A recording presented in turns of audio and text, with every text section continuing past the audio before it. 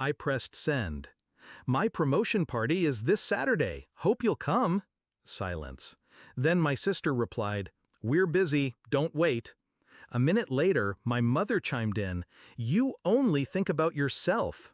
I stared at the glowing screen. Not shock, not pain, just confirmation of what I already knew. They had cut themselves out of my life long before I stopped inviting them. This was just the final stitch. When I was younger, I would have begged, pleaded for their attention, their approval.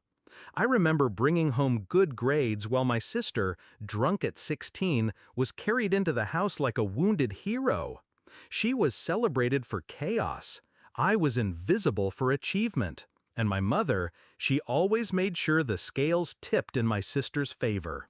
"Don't brag," she'd hiss if I dared share my accomplishments. "No one likes arrogance." So I learned silence. I learned to achieve in the shadows. And I learned that family can be the sharpest blade. But patterns reveal themselves over time. Every milestone in my life, ignored. My graduation, they claimed food poisoning. My first job, they said they were too tired to come to dinner. My sister's birthday, though, a parade of balloons, cakes, endless praise. And the worst part, they didn't even hide their contempt. Once, I overheard my mother whisper on the phone, "Don't worry about her. She'll never make it far. She's just average." Average. That word never left me. It didn't break me, it forged me. So when the promotion came, I didn't tell them right away. I built something instead. A celebration they couldn't ignore. Not a dinner in some quiet corner, but a party that would be documented, photographed, shared. A hall filled with colleagues, friends, mentors, the kind of people who would stand in the photos with me, champagne raised, my name echoing in toasts. If my family wouldn't acknowledge me, the world would. And I would make sure my family saw it. The invitations went out to everyone except them. When I finally texted the family group chat, it wasn't an invitation, it was bait. I already knew what they'd say. I counted on it. Their dismissal was predictable, mechanical. They didn't disappoint. Saturday arrived. The room shimmered with gold and glass.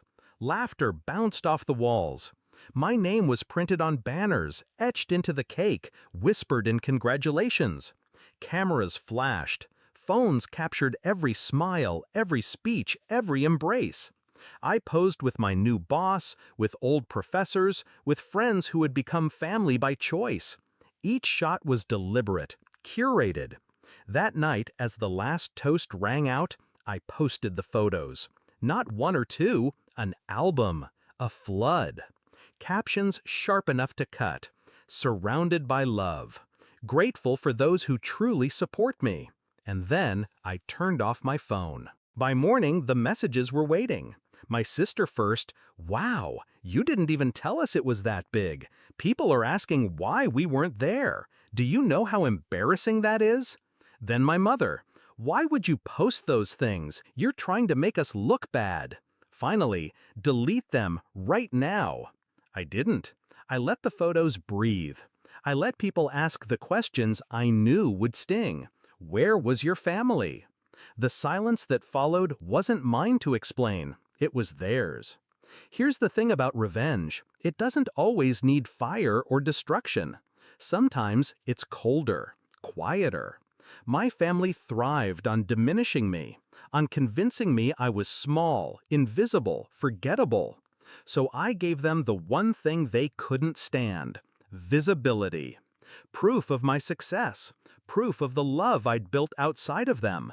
Proof that I was never average. They wanted me to need them. Instead, I made them irrelevant.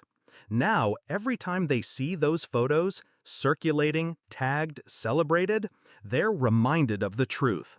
That the world showed up for me when they wouldn't.